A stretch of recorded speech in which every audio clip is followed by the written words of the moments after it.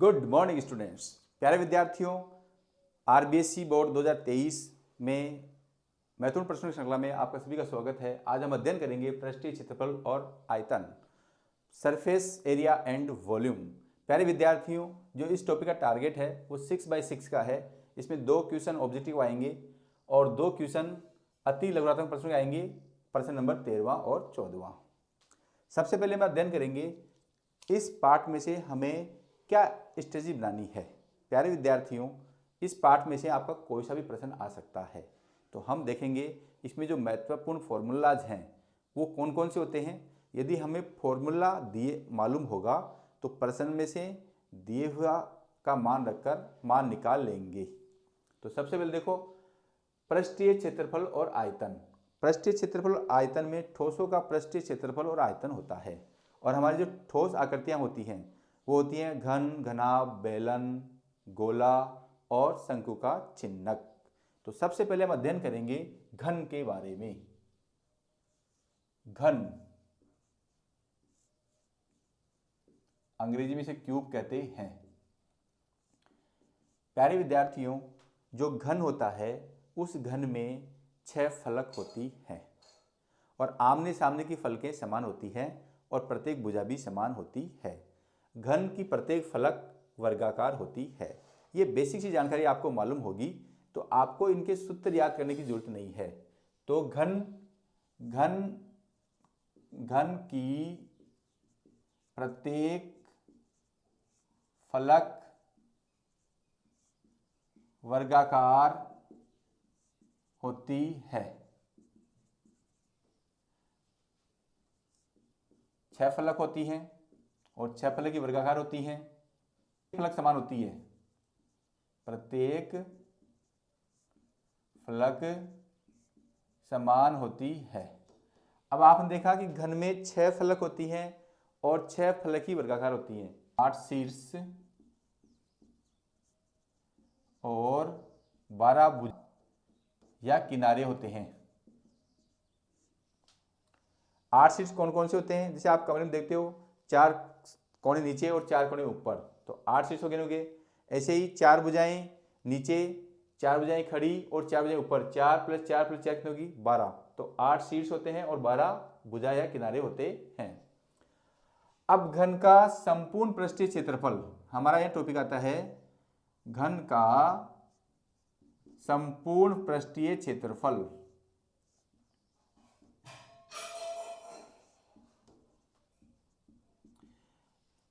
देखो, घन की प्रत्येक भुजा वर्गाकार होती है और वर्ग का क्षेत्रफल होता है भुजा स्क्वायर।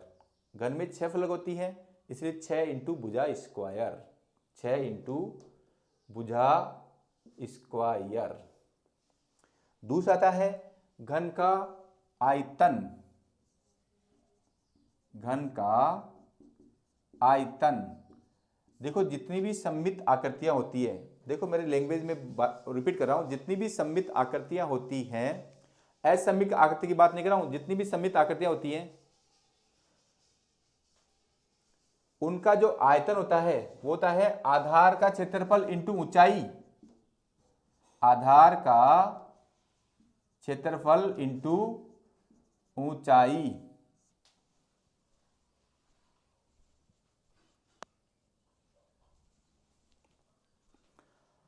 घन का आधार क्या होता है? उसकी फलक, और फलक का क्षेत्रफल क्या होता है? भुजा स्क्वायर। उसकी ऊंचाई भी क्या होती है? भुजा ही होती है। तो आयतन क्या हो जाएगा? भुजा क्यूब। तो प्यारे विद्यार्थियों, आपने देखा कि जो घन की बेसिक जानकारी यदि आपको याद है तो घन का संपूर्ण पृष्ठीय क्षेत्रफल आपने इजी तरीके से निकाल लिया है और घन का आयतन भी आपने निकाल लिया है। रटने की कोई बात नहीं है। तीसरी बात आती है घन का विकीर्ण। घन का विकीर्ण,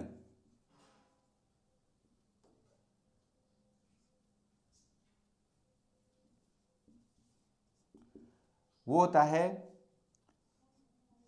√ लंबाई स्क्वायर प्लस चौड़ाई स्क्वायर प्लस ऊंचाई स्क्वायर।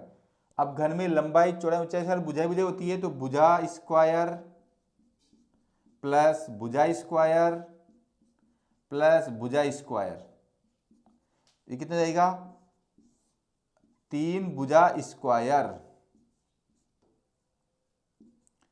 ये हो जाएगा √3 इंटू भुजा। तो घन का विकर्ण क्या होता है? √3 इंटू भुजा। अब देखो मैंने लंबाई स्क्वायर प्लस चौड़ाई स्क्वायर ऊंचाई स्क्वायर क्यों निकाला है? देखो हमारा ये वर्ग होता है, तो पाइथागोरस प्रमेय से विकर्ण होगा तो ये क्या जाएगा? अंडरवुड लंबाई स्क्वायर प्लस चौड़ाई स्क्वायर, ये होगा नहीं होगा? अब जो कमरे का विकर्ण होता है वो होता है इस कोने से उस कोने के बीच का, या उस कोने से उस कोने के बीच का। तो इसके साथ में जैसे मैं इससे यूं निकालूंगा तो ये लंबाई स्क्वायर प्लस चौड़ाई स्क्वायर प्लस ऊंचाई स्क्वायर और आ जाएगा, इसलिए घन का विकर्ण हो जाएगा अंडरवुड लंबाई स्क्वायर प्लस चौड़ाई स्क्वायर प्लस ऊंचाई स्क्वायर। अब घन की लंबाई चौड़ाई ऊंचाई समान होती है, इसलिए भुजा स्क्वायर प्लस भुजा स्क्वायर प्लस भुजा स्क्वायर मैंने कर दिया है, तो यह आ जाएगा √3 इंटू भुजा। घनाभ, प्यारे बच्चों, जो घनाभ होता है उसकी लंबाई चौड़ाई और ऊंचाई तीनों अलग अलग होती हैं। घनाभ की प्रत्येक फलक, घनाभ की प्रत्येक फलक आयताकार होती है। बस इसमें इतना सा अंतर है, घन और घनाभ में इतना अंतर है। इसमें भी 6 फलक होती है, इसमें देखो इसमें प्रत्येक फलक समान होती है, और इसमें सम्मुख फलक समान होती है। इसमें भी 6 फलकें होती हैं। सम्मुख फलक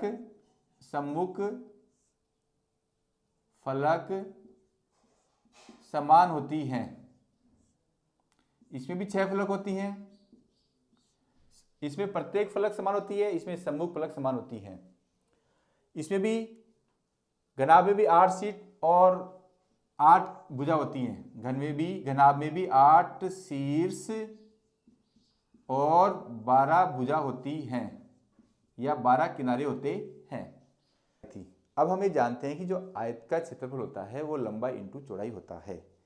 यदि मैं एक घनाभाकार कमरे की कल्पना करूं तो उस कमरे का फर्श हो जाएगा लंबाई इंटू चौड़ाई। क्या हो जाएगा? लंबाई इंटू चौड़ाई। और यदि उसकी एक फर्श देखूं तो क्या जाएगी? चौड़ाई इंटू ऊंचाई जाएगी, ऊंचाई इंटू लंबाई। अब हमने यहां देखा है कि सम्मुख फलक भी समान होती है, जितना छत होती है उतनी फर्श होती है, तो छत और फर्श का क्षेत्रफल क्या हो जाएगा? बराबर। जो चौड़ाई इंटू ऊंचाई वाली फलक है ऐसी फलक एक सामने भी होगी, जो ऊंचाई इंटू लंबाई फलक है ऐसी एक फलक और होगी। तो एक घनाभ की 6 फलकें हो गई, 2 2 4 2 6, और उनका क्षेत्रफल क्या हो गया? ये। तो संपूर्ण क्षेत्रफल ये हो जाएगा नहीं जाएगा? तो घनाभ का संपूर्ण पृष्ठीय क्षेत्रफल, घनाभ का संपूर्ण पृष्ठीय क्षेत्रफल बराबर 2 लंबाई इंटू चौड़ाई प्लस 2 चौड़ाई इंटू ऊंचाई प्लस 2 ऊंचाई इंटू लंबाई। तीनों टर्म्स में 2 कॉमन है, तो लंबाई इंटू चौड़ाई प्लस चौड़ाई इंटू ऊंचाई प्लस ऊंचाई इंटू लंबाई वर्ग इकाई आ जाएगा। तो ये घनाभ का पृष्ठीय क्षेत्रफल हमने बिना रटे निकाल लिया है।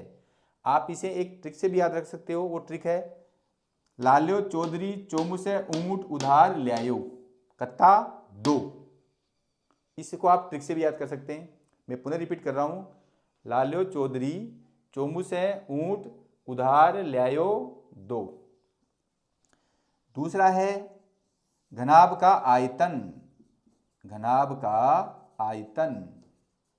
देखो मैंने ये बार बार स्पष्ट कर रहा हूं कि जो सममित आकृतियों का आयतन होता है वो होता है आधार का क्षेत्रफल इंटू ऊंचाई।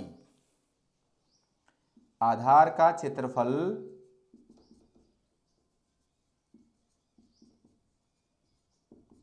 इंटू ऊंचाई। आधार का क्षेत्रफल, देखो घनाभ में आधार क्या होता है, आयताकार फलक, और आयताकार फलक का क्षेत्रफल क्या होता है, लंबाई इंटू चौड़ाई। लंबाई इंटू चौड़ाई इंटू ऊंचाई। तो घनाभ का आयतन हो जाएगा लंबाई इंटू चौड़ाई इंटू ऊंचाई घन इकाई। घन इकाई, देखो क्षेत्रफल जो होता है वर्ग इकाई में होता है और जो आयतन होता है वो घन इकाई में होता है। तीसरी जो बात है वो है घनाभ का विकीर्ण। घनाभ का विकीर्ण बराबर अंडर रूट लंबाई का वर्ग प्लस चौड़ाई का वर्ग प्लस ऊंचाई का वर्ग। देखो आयत का विकर्ण क्या होता है, अंडर रूट लंबाई स्क्वायर प्लस चौड़ाई स्क्वायर। और जैसे कमरे का विकर्ण क्या होगा, नीचे वाली छत के एक कोने से ऊपर वाली छत का दूसरा कोना, तो क्या जाएगा लंबाई स्क्वायर प्लस चौड़ाई स्क्वायर प्लस ऊंचाई स्क्वायर। है आपका बेलन, सिलेंडर, और जो सिलेंडर का शेप होती है वो आपकी इस प्रकार होती है।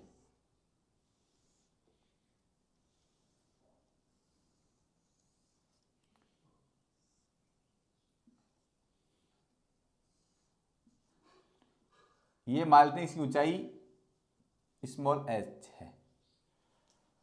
अब जैसे आप ये देख रहे होंगे कि जो बेलन हो, जैसे मान लो कि मेरा ये कोई फ्रस्ट है, इसको यदि मैं बेलन बनाना चाहूं तो कैसे बनेगा, ये आपका बेलन बन गया है। ये क्या बन गया है, बेलन बन गया है। देखो इस बेलन में एक वृत्त ये है और एक वृत्त ये है। यदि मैं इसे खोल दूं तो क्या बन गया, एक आयताकार पृष्ठ बनता है। और इस आयताकार पृष्ठ को हम क्या बोलते हैं, वक्र पृष्ठ। ये वक्र पृष्ठ है आपकी, ये जो गोल गोल भाग है ये क्या है, वक्र पृष्ठ है। तो वक्र पृष्ठ का क्षेत्रफल होता है 2πRh। बेलन की वक्र पृष्ठ का क्षेत्रफल, बेलन की वक्र पृष्ठ का क्षेत्रफल 2πRh। अब देखो 2πRh क्यों होता है, यह भी रटने वाली बात नहीं है। हमने यहां पर माना है बेलन की त्रिज्या r, तो इसकी परिधि क्या हो जाएगी, इसकी परिधि हो जाएगी 2πr। यहां पर भी क्या जाएगी 2πr, परिधि 2πr हो जाएगी। अब देखो आप ये देख रहे हो कि ये जो मैंने इस चीज को बेलन बनाया है, ये मेरा बेलन है। बोर्ड पे बेलन इस प्रकार आएगा और वास्तविक बेलन इस प्रकार होता है। यदि इस बेलन को मैं इधर से काट कर खोलूं तो इसका शेप क्या होगा, ऐसा होगा। इसका अर्थ क्या हुआ, ये जो मेरी चौड़ाई है वो क्या है, वृत्त की परिधि है। ये जो मेरी चौड़ाई है वो क्या है, वृत्त की परिधि है। और परिधि कितनी होती है 2πr। तो इस बेलन का वक्र पृष्ठ क्या जाएगा, लंबाई इंटू चौड़ाई। लंबाई कितनी है h, चौड़ाई कितनी है 2πRh। तो लंबाई इंटू चौड़ाई, लंबाई क्या है h, चौड़ाई क्या है 2πRh, तो क्या जाएगा 2πRh। तो आपको रटने की जरूरत नहीं है। मोड़ दूं, ये तो मैंने चौड़ाई तरफ से मुड़ा है तब भी बेलन बना है, और यदि लंबाई की तरफ से मोड़ दूं तब भी क्या बनेगा, इस प्रकार ये आपका बेलन बनेगा। तब क्या जाएगी, लंबाई इसकी परिधि हो जाएगी, चौड़ाई क्या हो जाएगी, ऊंचाई हो जाएगी। आप ये भी जानते हो यदि बेलन को मैं यूं देखूं तो ये बेलन की ऊंचाई होगी, यूं देखूं तो ये क्या होगी, बेलन की गहराई हो चुकी है। तो गहराई भी ऊंचाई होती है और ऊंचाई भी ऊंचाई होती है। आप यहां देख रहे हो चित्र में कि बेलन में एक वक्र पृष्ठ होता है और दो वृत्ताकार पृष्ठ होती है। तो बेलन का संपूर्ण पृष्ठीय क्षेत्रफल, बेलन का संपूर्ण पृष्ठीय क्षेत्रफल बराबर वक्र पृष्ठ इंटू 2 इंटू एक वृत्त का क्षेत्रफल। इसमें से 2πr कॉमन, तो h प्लस r वर्ग इकाई, ये आ गया बेलन का संपूर्ण पृष्ठीय क्षेत्रफल। थर्ड इसमें आता है बेलन का आयतन। देखो जितनी भी सममित आकृतियां होती हैं उनका आयतन होता है आधार का क्षेत्रफल इंटू ऊंचाई।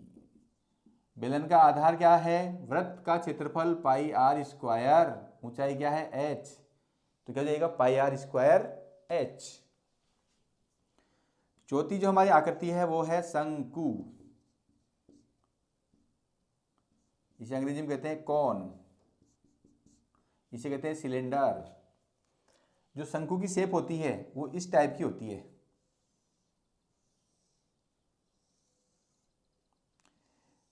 जो आपकी जोकर की टोपी होती है वो भी शंकु का शेप हो सकती है। जो आपकी सोपटी होती है वो भी आपका शंकु हो सकती है। शंकु इस प्रकार भी हो सकता है, ये भी आपका शंकु ही है। ये जो शंकु है ये सोपटी टाइप का शंकु है, ये जो शंकु है वो जोखरी टोपी टाइप का शंकु है। तो शंकु में क्या होता है?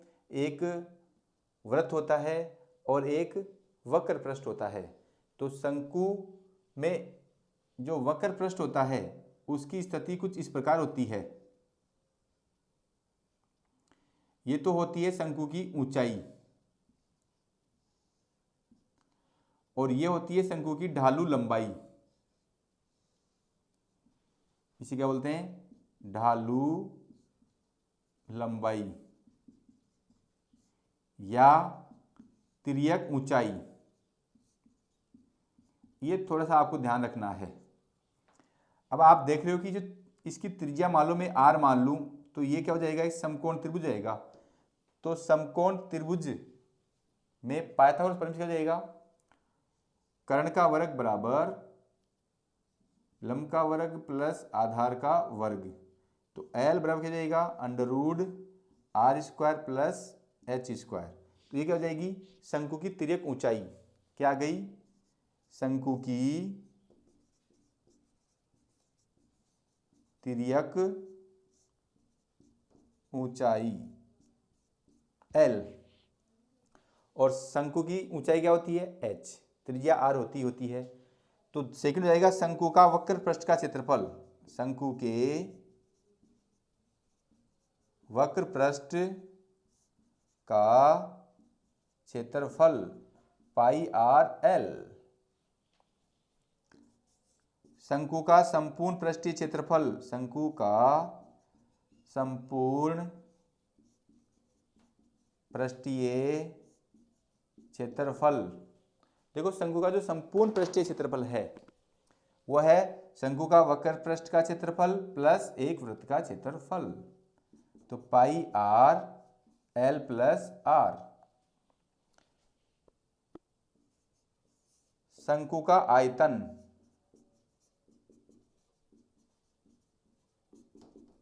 जो शंकु का आयतन होता है वो बेलन के आयतन का 1/3 होता है। यदि बेलन का आधार और ऊंचाई बेलन शंकु के आधार ऊंचाई के समान है तो एक बेलन में जितना पानी है वो उतने 3 शंकुओं में पानी भर जाएंगे। यानी कि जैसे मान लो कि इसमें 10 लीटर पानी है तो बेलन में कितना लीटर पानी होगा? 30 लीटर पानी होगा। तो इसका अर्थ हो गया कि जो शंकु का आयतन होता है वो बेलन के आयतन का 1/3 होता है। 1/3 अपॉन बेलन का आयतन पाई आर स्क्वायर एच। तो ये आपके शंकु से संबंधित बेसिक जानकारी थी। और लास्ट टॉपिक जो है वो है शंकु का छिन्नक।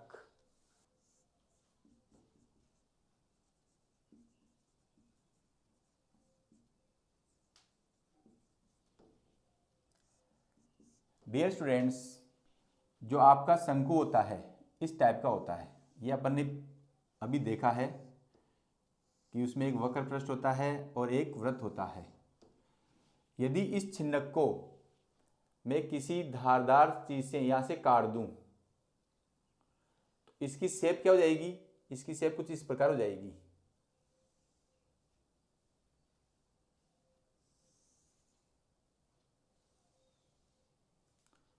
यहाँ काटूंगा तो ये इस प्रकार आएगा। देखो वैसे वास्तविक रूप से जो ये वाली होती है वो इसके पीछे होती है तो ये क्या दिखाई नहीं देती है। ये वाली भी क्या होगी? आपको दिखाई नहीं देगी। इसको यदि मैं काटूंगा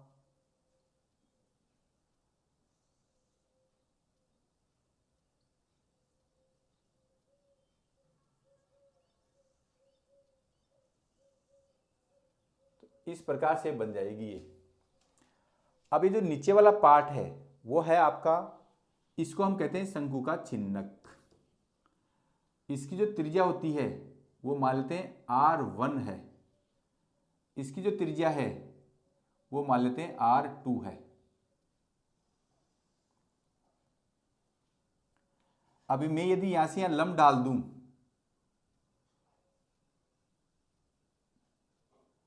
ये मान लो कि ये हो गई R1, ये होगी R2, तो ये यहां से यहां तक कितनी जाएगी, R2 माइनस R1 होगी ना होगी। ये जो इसकी ये ऊंचाई मान लेते हैं H, ये हो जाएगी शंकु के चिन्ह की तिर्यक ऊंचाई L। तो शंकु के चिन्ह की तिर्यक ऊंचाई, शंकु के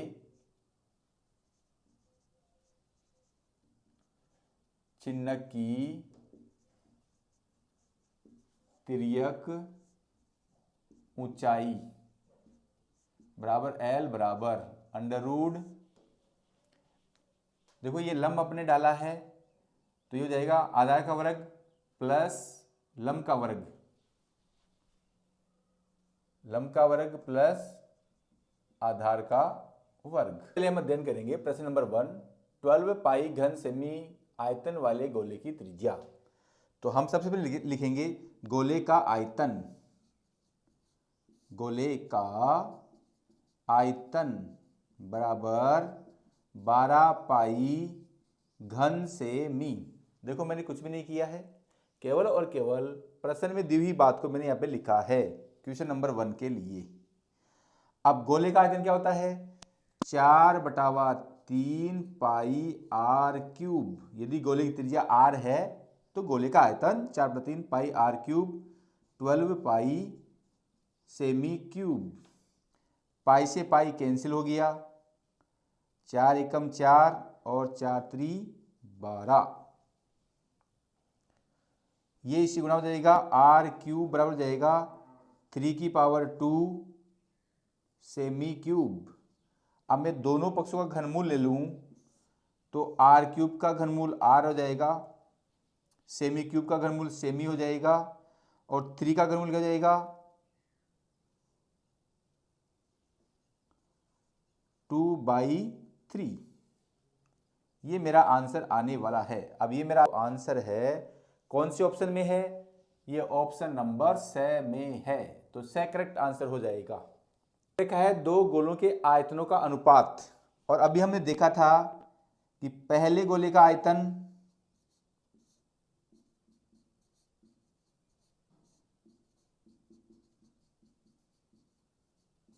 बटे दूसरे गोले का आयतन।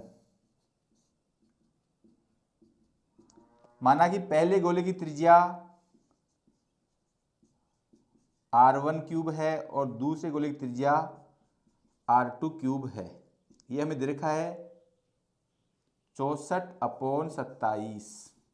देखो यहां पर भी मैंने कुछ भी नहीं किया, दोनों गोलों के आयतनों के अनुपात को बराबर किया है। पहले गोले की त्रिज्या मान ली R1, दूसरे की मान ली है R2। 4/3 पाई से 4/3 पाई कैंसल्ड हो जाएगा, क्या बचेगा R1 क्यूब बटे R2 क्यूब। दोनों पक्षों का मैं वर्ग घन मूल लूंगा तो यहां तो R1/R2 आ जाएगा, यहां पर जाएगा घनमूल 64/27। 64 का घनमूल कितना 4 होता है, 27 का घनमूल कितना होता है 3। तो दोनों गोलों की त्रिज्याएं का अनुपात आ गया 4/3। तो मैं करूंगा इसका वर्ग करूंगा, तो क्या करता हूं वर्ग करता हूं, 4 पाई R1 स्क्वायर R2 स्क्वायर, उधर भी क्या जाएगा 4 का वर्ग 16 और 3 का वर्ग 9। अब मैं क्या करता हूं 4 पाई से इसको मल्टीप्लाई कर देता हूं, तो ऊपर तो क्या होगा पहले गोले का पृष्ठीय क्षेत्रफल, नीचे क्या हो जाएगा दूसरे गोले का पृष्ठीय क्षेत्रफल, और हमें उन गोलों के पृष्ठीय क्षेत्रफलों का अनुपात निकालना था। अतः दोनों गोलों के पृष्ठीय क्षेत्रफल का अनुपात क्या जाएगा? 16:9। तो करेक्ट आंसर कौन सा हो जाएगा? देखो, इतने नाप के घनाभ को पिघलाकर 3 सेमी भुजा वाला घन बनाना है, तो घनों की संख्या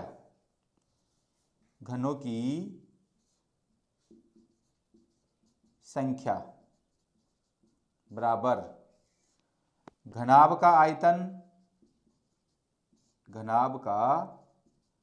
आयतन बटे एक घन का आयतन। घनाभ का आयतन क्या होता है? लंबाई इंटू चौड़ाई इंटू ऊंचाई। वो दे रखी हमें 12 इंटू 9 इंटू 6, 12 इंटू 9 इंटू 6। घन का आयतन क्या होता है? भुजा क्यूब, या भुजा इंटू भुजा इंटू भुजा। तो 3 इंटू 3 इंटू 3, 3 एकम 3, 3 दूनी 6, 3 एकम 3, 3 तिया 9, 3 एकम 3, 3 एकम 3, 12 दुना 24। तो घनों की संख्या कितनी हो जाएगी? 24। तो करेक्ट आंसर होने वाला है 6।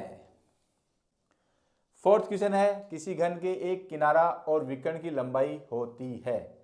देखो, घन की भुजा, जो घन की भुजा होती है वो इसका किनारा होती है, और यदि हम घन की भुजा को x मान लें तो घन का विकिर्ण होता है √3 इंटू भुजा, और भुजा कितनी है? x। तो किनारा तो हो गया x, और घन का विकर्ण हो गया √3x। अब हमें क्या चाहिए? किनारा और विकर्ण की लंबाई का अनुपात। तो किनारा तो आपका है x और विकर्ण है √3x, तो अनुपात हो जाएगा 1/√3। तो 1/√3। तो 1/√3 किस में है? ऑप्शन ए में है, तो ए करेक्ट आंसर हो जाएगा। समान आधार और समान ऊंचाई वाले लंबवर्तीय बेलन और लंबवर्तीय शंकु के आयतनों का अनुपात कितना होगा? आधार मान लेते हैं, आधार की त्रिज्या r है, ऊंचाई h है, तो बेलन का आयतन होता है πr²h, और शंकु का आयतन होता है 1/3 πr²h। πr²h से πr²h कैंसिल हो जाएगा, तो 3/1, तो 3:1 आंसर करेक्ट हो जाएगा, जो कौन से ऑप्शन में है? ब ऑप्शन में है। एक घनाकार ब्लॉक है, ये मैं मान लेता हूं एक घनाकार ब्लॉक है।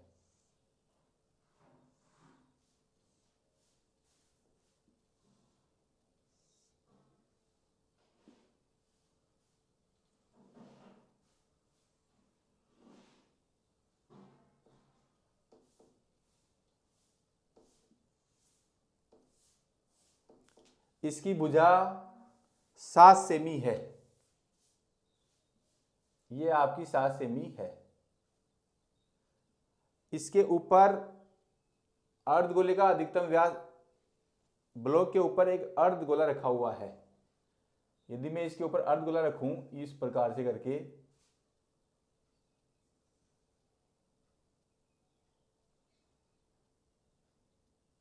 ये तो इसका केंद्र हो जाएगा, और ये जो इसकी व्यास होगी वो भुजा ही होगी आपकी। जो अर्धगोले का जो व्यास होगा वो क्या होगी? घन की भुजा ही होगी। तो अर्धगोले का अधिकतम व्यास घन की भुजा होती है। तो पहला आंसर आ जाएगा अर्धगोले का अधिकतम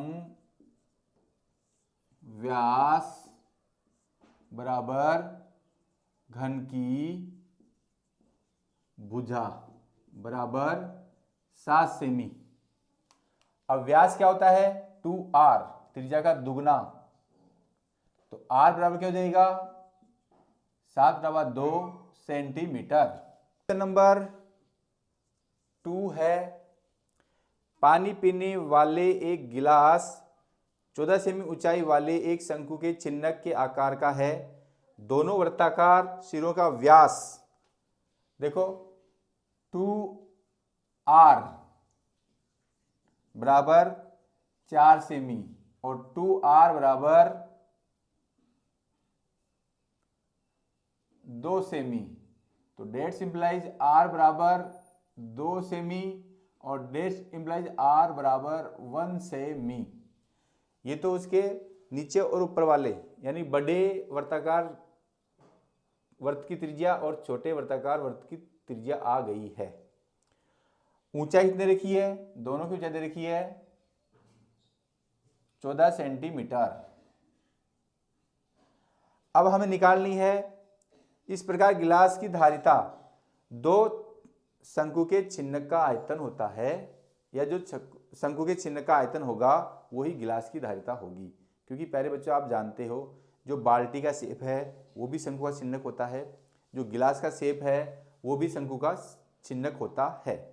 तो शंकु के छिन्नक का आयतन या गिलास की धारिता, गिलास की धारिता बराबर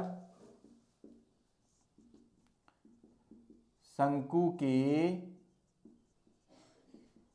छिन्नक का आयतन, और हो जाएगा 1/3 pi R, capital R square plus small R square plus capital R into small R H.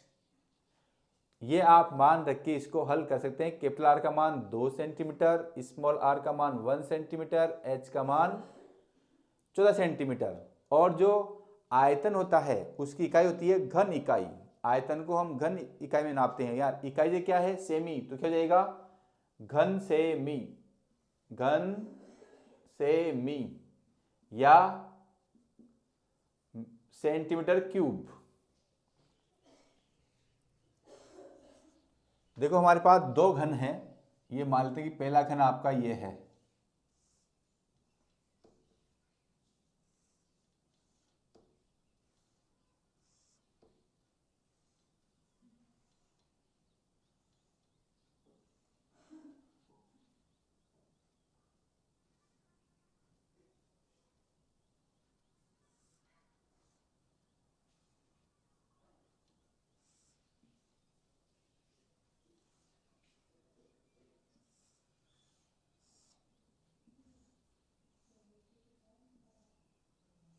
और दूसरा घन ये है।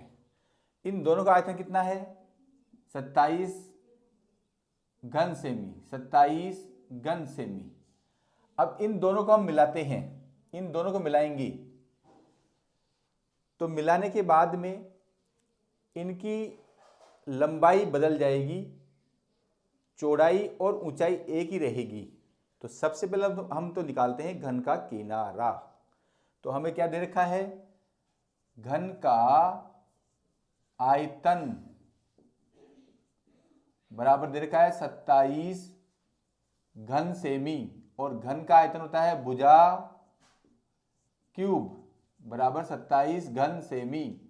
दोनों पक्षों का घनमूल लेंगे तो या तो आ जाएगा भुजा 27 का घनमूल और सेंटीमीटर क्यूब का घनमूल, 27 का घनमूल 3, सेंटीमीटर क्यूब का घनमूल सेंटीमीटर।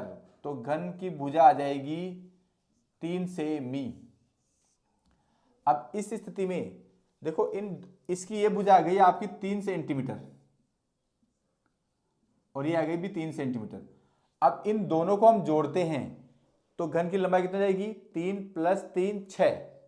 के बाद में इनकी लंबाई चौड़ाई और ऊंचाई अलग अलग हो गई है। यदि तीनों समान होती हैं तो हम उस आकृति को कहते हैं घन। जैसे ही इसको हम जोड़ देंगे तो इसकी लंबाई हो जाएगी 6, चौड़ाई जाएगी 3 और ऊंचाई भी जाएगी 3। तो ये घन नहीं और क्या हो जाएगा घनाभ। तो घनाभ की लंबाई, घनाभ की लंबाई बराबर 6 सेंटीमीटर, 3 + 3 6 सेंटीमीटर। और घनाभ की चौड़ाई वही होगी जो घन की चौड़ाई है 3 सेंटीमीटर, और घनाभ की ऊंचाई बराबर 3 सेंटीमीटर। हमें क्या निकालना है, प्राप्त घनाभ का पृष्ठीय क्षेत्रफल। तो घनाभ का पृष्ठीय क्षेत्रफल बराबर 2 इंटू लंबाई इंटू चौड़ाई प्लस चौड़ाई इंटू ऊंचाई प्लस ऊंचाई इंटू लंबाई। घनाभ की लंबाई आपको दे रखी है, चौड़ाई आपको दे रखी है, ऊंचाई आपको दे रखी है, मान रख दीजिए, निकाल लीजिए, हो जाएगा ये वर्ग इकाई। इकाई यहां पर क्या दे रखी है? सेमी, तो आंसर हो जाएगा वर्ग सेमी। क्वेश्चन नंबर 4 है, धातु के 3 ठोस गोलों को पिघलाकर एक बड़ा गोला बनाया जाता है जिनकी त्रिज्याएं क्रमशः है 6 सेमी, 8 सेमी और 10 सेमी है। इस प्रकार बने गोले की त्रिज्या ज्ञात कीजिए। देखो, पहला जो गोला है वो है आपका 6 सेमी का, ये गोला 6 सेमी का है। दूसरा 8 सेमी का है,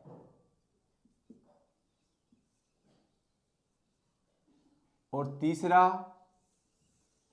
10 सेमी का है।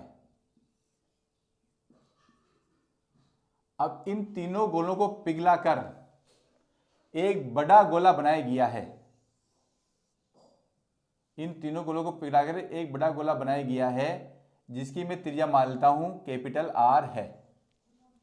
इन तीनों गोलों को पिघलाकर एक बड़ा गोला बनाया गया है जिसकी त्रिज्या मैंने मान ली कैपिटल आर है।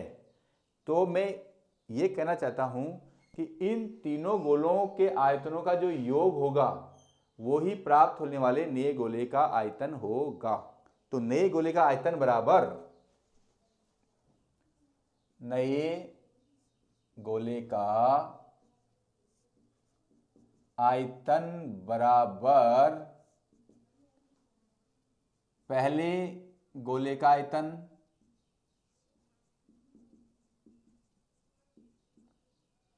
प्लस दूसरे गोले का आयतन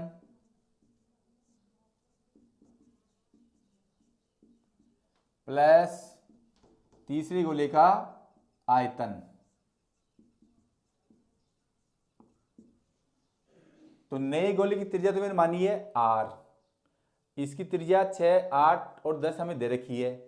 तो नए गोले का क्या जाएगा 4/3 पाई r क्यूब बराबर 4/3 पाई 6 का क्यूब, 4/3 पाई 8 का क्यूब, 4/3 पाई 10 का क्यूब। देखो 4/3 पाई से मैं दोनों पक्षों में भाग लगा दूंगा तो ये बचेगा r क्यूब बराबर 6 का क्यूब प्लस 8 का क्यूब प्लस 10 का क्यूब। तो कुल कितना होता है 216। अब हम जोड़ते हैं 6 cube plus 8 cube plus 10 cube. 6 का क्यूब हो जाएगा 216, 8 का क्यूब हो जाएगा 512 और 10 का क्यूब हो जाएगा 1000। इन तीनों को हम जोड़ते हैं। इकाएकांक 6 और 2 8, दाएकांक 0 1 1 2, सैकड़िकांक 5 और 2 7, 1788। तो डेट सिंप्लाइज r बराबर घनमूल 1728। अब 1728 घनमूल किसका होता है वो हम चेक कर लेते हैं। 1728 में 2 का बाद देंगे, 8 दूनी 16, 6 दूनी 12, 4, फिर 2 का देंगे 4 3 2, फिर 2 का देंगे 2 1 6, और 6 का जो घनमूल होता है वो कितना होता है 6 ही होता है, 6 बार जाएगा इसका। तो ये क्या जाएगा 2 × 2 × 2 × 6 × 6 × 6। इसका ही जोड़ा 12 जाएगा तो 2 × 6 बराबर 12 सेंटीमीटर। अतः गोले की त्रिज्या 12 सेंटीमीटर होगी।